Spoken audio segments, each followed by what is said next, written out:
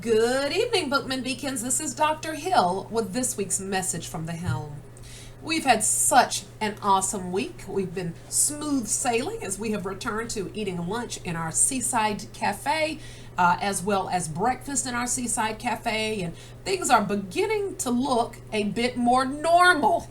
If there is a normal to be had this year, but we are just moving right along, and we're doing our personal best as we are preparing for standardized testing on next week. So that is kind of our wake up to reality that we are pressing on to the end of our 2021-2022 school year. Yes, as I shared, we do have testing next week. I know that your teachers have probably reached out to you for some assistance with snacks for testing. Typically, the students are involved in test sessions that extend a bit longer than the norm, and so we do try to make sure that there are acceptable snacks on hand for the students once they complete testing.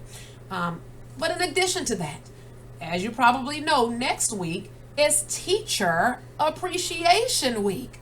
And oh man, do we have some awesome teachers here at Bookman Road and all across Richland School District 2 for that matter. But we are asking you to please join us in just sending small gestures of appreciation to your children's teachers on next week.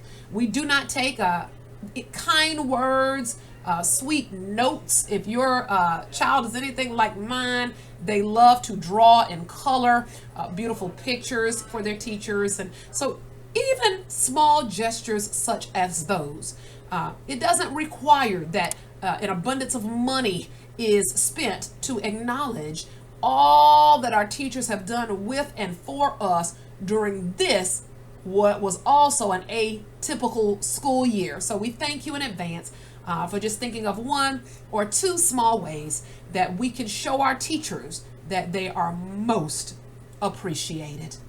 In all things, we're beacons, and we light the way in personal character, academics, and community service. Have a wonderful weekend, and we look forward to seeing you back bright and early on Monday morning.